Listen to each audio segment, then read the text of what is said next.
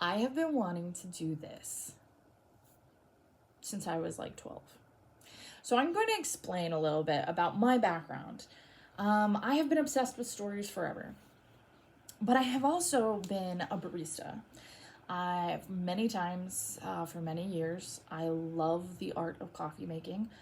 I regularly drink tea in my own life. I am a tea snob to a certain degree. I'm definitely a coffee snob. I also work in the field of alcohol. So one of my jobs consistently across the board has been to match the best possible beverage with the person in front of me. And that person can be angry. That person can be sad. That person can be stressed out. They can be tired. They can be excited. They can be happy. They can be hungover. They can be high. They can be whatever they are. And they want something specific. Now, there are a few different types of people who usually come into my world, regardless of where I am. The one who has their standard and they don't want anything else. They just want to expect and get what they expect and they get. Like, that's it. And that's cool. The other one is often more of an adventurous, like, I wonder what else is out there? What am I missing? What else can I learn? How can I expand my ideas and my taste buds? And how can I just do something special today? Like, I'm in a good mood. Let's do something special. So for me personally, when I've hit a point of just like, I can't do this anymore. I can't take it, and I'm still here, and I'm just gonna, it's fine. I usually go get a cup of coffee. For me, the smell alone and the warmth in the cup calms me down. It makes me feel more grounded. It makes me feel comforted because it reminds me of my favorite coffee shops that I've worked in. It reminds me of, just being cozy on a couch with a blanket and a book. Like this, I love coffee. So when things are stressful at work, usually I go get another cup of coffee and I may not even be drinking it. I just want to hold it and I want to smell it because it is I genuinely call it emotional support coffee at that point. I have had coworkers who, cheese is a main one, which is great. And I love that. I support this 100%. So anyway, that's my basis. Like, this is how I view my world and my jobs. And it is regularly a part of my life to match somebody in their mood with a beverage of some sort. So how does this fit into the world of reading? I'll tell you. Every character who has a specific drink intrigues me, and they always have, and I have always wanted to just follow through with reading books with the drink that is their signature drink. The one that we all think of course, is James Bond with his martini shaken not stirred. I have some facts about that I am so happy about. I'm not going to share them in this video because we're going to do another one. But one of my other ones that I have been reading since middle school is Nero, Wolfe. It's a mystery series written from 1934 to the mid-70s by Rex Stout. They're mysteries, and their two main characters are Nero Wolfe, who is a gourmet, eccentric genius who refuses to leave his house. He's obsessed with beer, orchids, and good food. And his confidential assistant, Archie Goodwin, who is the quintessential man of action, gumshoe detective who flirts with the girls, who dances with them, who plays poker with the guys. He holds his own in a fist fight. He has a Marley 78 in his shoulder holster at all times. He's an exceptional driver. He's a brilliant detective, and he works for Nero Wolfe. So one of his main tasks is to drive Nero Wolfe crazy until he actually gets to work so that they can pay their bills and have their good food. The other thing that he does is when Nero Wolfe says, bring them, Archie Goodwin has to go out into New York and find whoever Nero Wolfe wants to talk to about the case and bring them into the office. Now, one of the beautiful things about Nero Wolfe is he has a thing about hospitality. So whenever you come into his home, unless you've really screwed up pretty badly, he's going to offer you a refreshment because you are his guest. And as he says, a guest is a jewel on the pillow of hospitality. And I love it so much.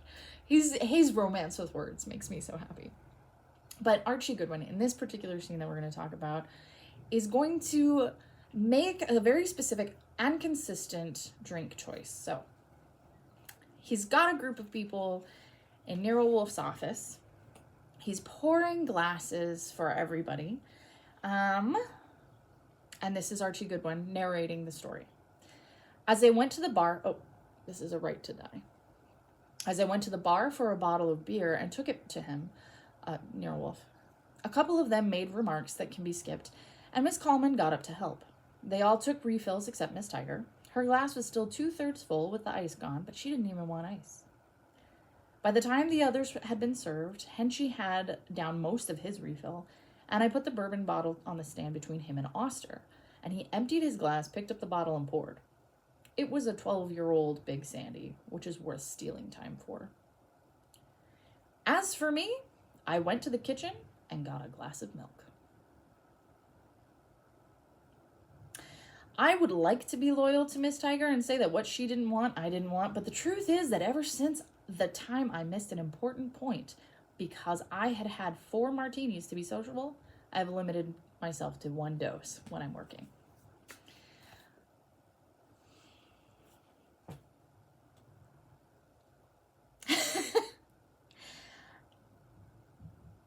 Yes. Now this is whole milk. It's creamy. It's creamier than most, but it's still it's not what Archie Goodwin would have been drinking. If you've ever had milk straight from cows, it's usually a little bit creamier. For me, there's a flavor of almost butter to it. Not quite, but it's almost indefinable. You can't get it really in a grocery store, which is kind of sad. But yeah, let's just think about this. Did you expect him to choose a glass of milk? Probably not. Not as the Dick Tracy kind of gumshoe, Humphrey Bogart guy. And yet this is his standard drink across the board. In all of the books, there is a scene where Archie Goodwin gets a glass of milk. And it's not even just after his first drink. In this particular scene, he'd had gin and tonic to be sociable with Miss Tiger. Because that was her drink. It's genuinely he just regularly gets a glass of milk, to the point where at one point a character who has known him for a very long time shows up in a hotel with a bottle of milk as a peace offering. This is just what he drinks. So why is this important? Why is this interesting? Why am I doing this?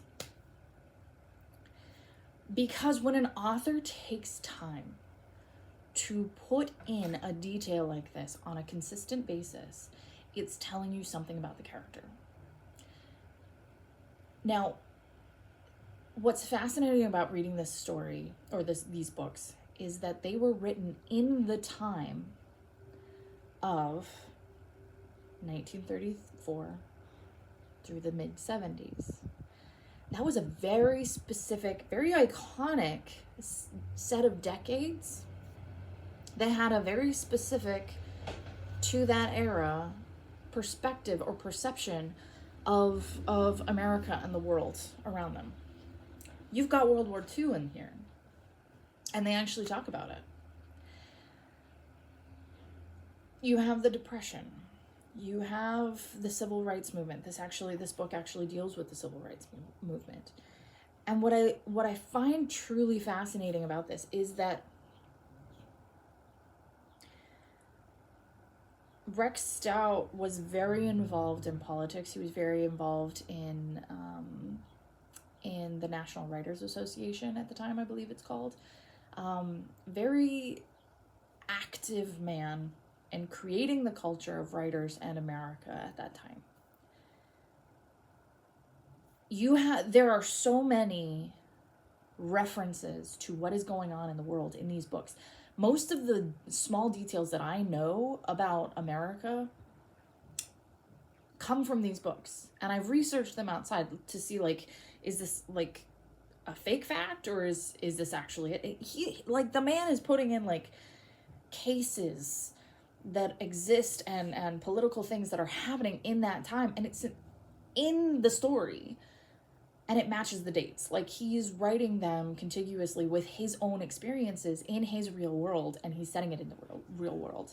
And these characters are debating the philosophies and the problems and the opportunities of America at that time. And I find it really fascinating. So why the milk? Why are we doing the milk? I suggest that the milk is a subconscious indication that at heart, Archie is somebody we can trust. He is a pure American young man who is pure at heart, and he is trustworthy. He can keep up with all of the Dick Tracy's in the world. He can drink his bourbon, and when he has a bad day, he does. He can outshoot most everybody. He can outtail almost everyone except Saul Panzer. He has the best memory this side of the Hudson River, or the Mississippi River, besides perhaps Saul Panzer. He is an incredible detective, but at the base of this, the heart of this, and all of these things, he drinks milk as a subconscious message to us that we can trust him, that he is a farm boy from Ohio. He's not really a farm boy, but he's like a non-New York native. And I think that Rex Stout is actually genuinely putting it out there for his readers that we can trust him because Archie Goodwin drinks milk. He is healthful. He is what a successful American should be. Is basically what I suspect that Rex Stout is doing. Now, does that really read that same way for us nowadays? It depends on you and your context and stuff like that. I just kind of chuckled at it the whole time because it's like, it defies my expectation of this genre and this type of character. And I love that so much because it makes him more complex and more fascinating. And I just kind of like, this is the first time I've read this book. I've read so many of the other ones so many times, but I hadn't gotten into this one yet.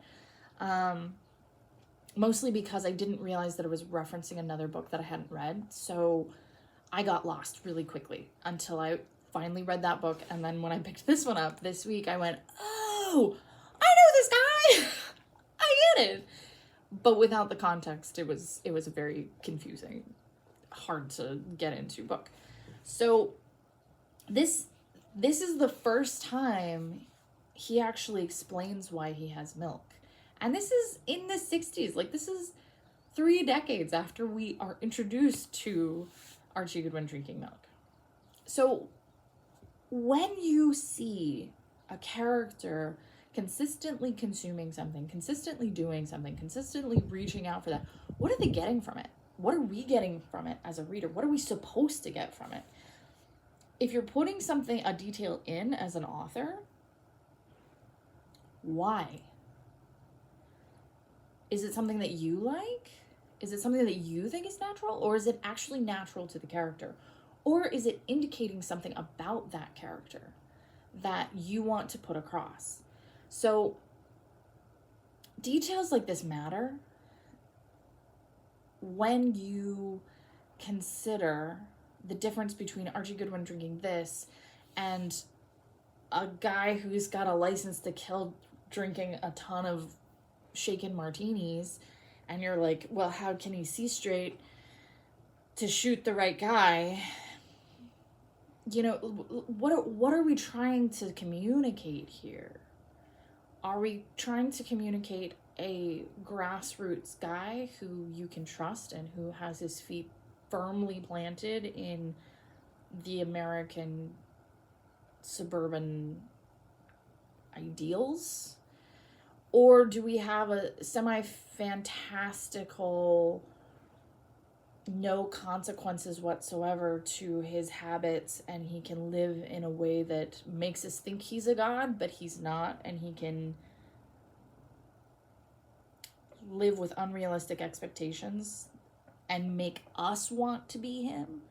What are we trying to achieve here? What are we actually seeing as we're reading this, as we're watching this? Are we thinking, oh yeah, I can have another drink, it won't hurt me? Or are we thinking, man, look at him, he can hold his liquor? Or are we just going, oh, I'll pour you a glass of milk, Archie? Like, what's happening in the reader? Why? These details matter, especially if they're consistent details. What is the author trying to communicate, and what does that say about your character?